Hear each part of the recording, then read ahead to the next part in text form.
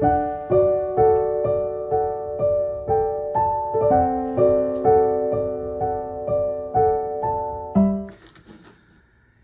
everything is dry. We're going to start adding some paint and trying to make something out of this weird paper that we've encountered, right?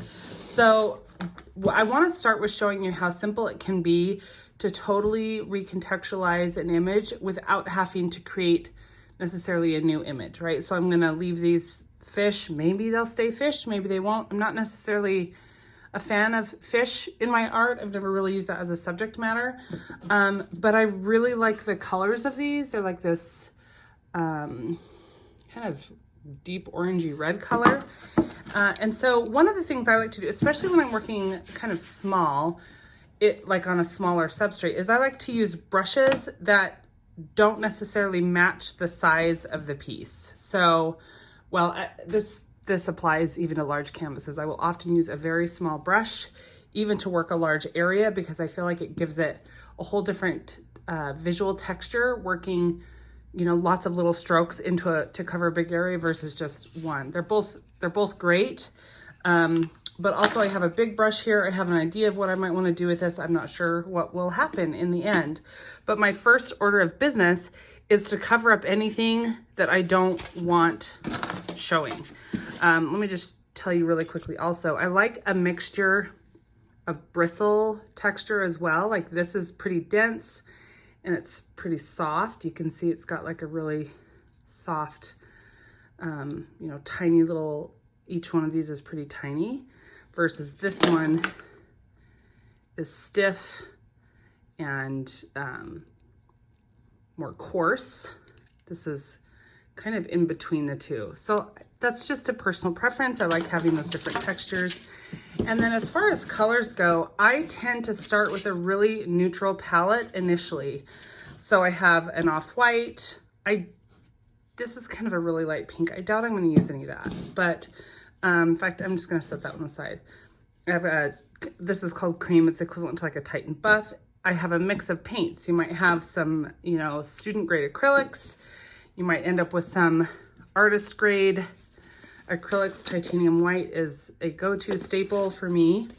And then these are just house paint, latex paint samples. I'm going to be treating these as undertones to kind of neutral creams and whites. I don't look at these two colors together and get excited about that. But if I have a little bit of this mixed with my white or my off-white, I start getting these different tones of white that I do, or hopefully will, like with those colors. So I just kind of open up my paints and make them accessible, because I will often dip my brushes just right in them. Usually by way of just having the lid on hand is usually plenty for what I'm doing, but the lid of this cream one didn't have any paint on it. Okay, so here's where it's like, I start out, I have no idea what I'm doing. So you just start somewhere. And again, for me at this point, the priority is getting rid of everything I don't want, all the words. And maybe I'll even leave a little bit along the edge, as long as it doesn't show a word that maybe I don't want it to show. Totally, you know, that's up to you. I don't want it to show the word of this prescription. So pulling a little bit of that gray in. And I'm just alternating which paints I dip my brush into. I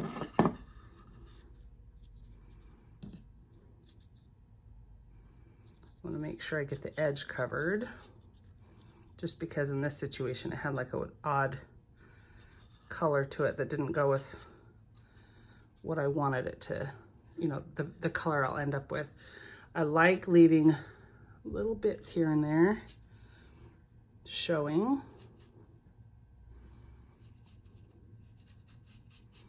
So in a sense, I'm sort of like, my first step is almost to create a blank canvas. I mean, at least in this situation, that's what's happening. I'm getting rid of everything that's not the fish. I'm creating little areas of variation in color. Not sure what will end up staying and what will eventually get covered. I'm really debating. I'm going to take one of these fish and completely change it to where it's not a fish anymore and see how I feel about that, because I keep having these thoughts of like that being something else. Like, yep, I already like that. Okay, I know where I'm going with this now. So here's what I just did. All I did was eliminate the tails and the fins. Those two. And I like it already. Much better. And again, like I said, I don't normally choose fish as a subject to my work, and so I knew that going into it. I knew that I might not want to maintain them as fish, and so, you know, just dove in to explore that, like what else I might want it to be. Kind of liking this gray up here, like I want to maybe bring more of that. So the gray that's already in the paper, I mean, I guess I could leave it exposed just as the paper, but I want it to be covered in paint. I want a painterly effect when all is said and done. I don't really want, other than these pops of reds, I don't really want other parts of the paper to show.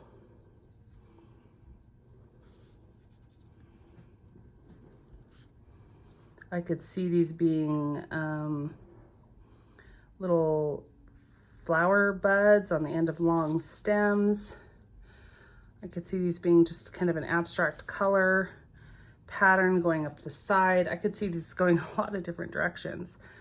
But the main thing here is letting it be simple.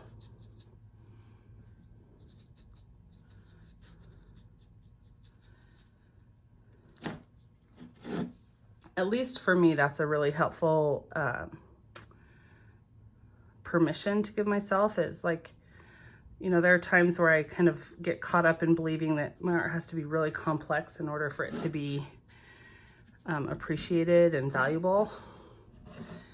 And if you ever find yourself believing that, I just want to encourage you to question that and challenge that and consider that that might not be true. And maybe even look for ways that it isn't true. Like, maybe you can't find that proof in your own art, but you can find it in other people's art. Look at different artists whose work appears to be kind of simple.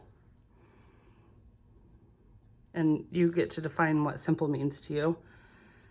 You know, if you want to draw stick figures, there are people out there drawing just basically line drawings of people, and it's art, right? That's it. I just created this, like, I don't want to say a blank slate, but like a whole new context to continue working from. I'm going to keep working on these other two pieces, doing basically the same idea. I want to let this one dry a little bit because I feel like I might bring in a little bit of color wash. Not sure, because I'm actually really digging on this. This one's all dry now, and I just keep thinking I want to try just a simple swipe of another color, sort of a color wash.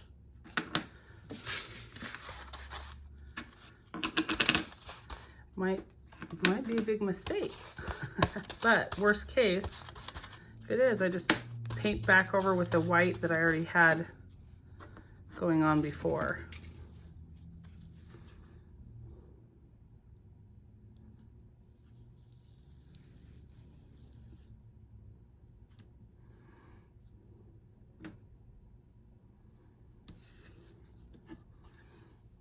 I like that. It's subtle, very subtle tone on tone.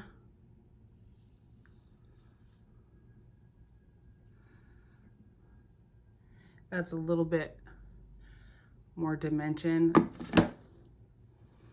Let's see what happens if I try to scratch through that. Probably not much because, oh, maybe a little bit. Usually the scratching is the most effective when it's like a little bit more contrast, light over dark or dark over light. So it picks up a little bit of contrast there.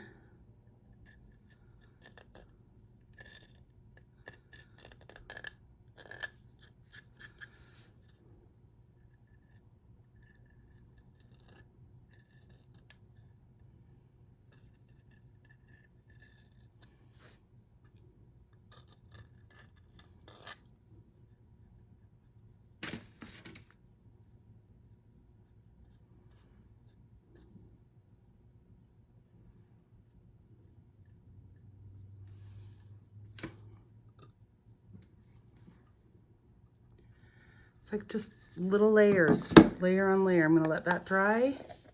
And I think I'm probably getting pretty close to done on this one. I like the simplicity of it. Maybe a little bit of pencil work.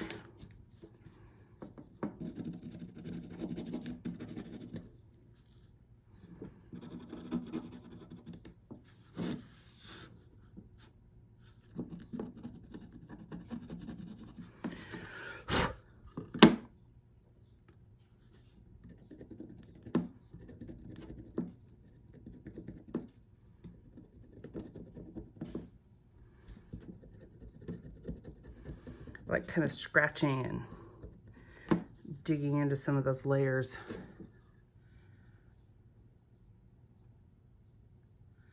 So even though there's maybe not a ton of visual busyness, there's a lot of textural interest between the texture of the substrate and then even the wrinkles of the paper. Remember how I showed you there was a lot of wrinkling because that paper was so thin? That in this situation almost makes kind of a wood grain effect. We've got the cross texture of this last little paint swipe I added. There's some fun stuff going on here.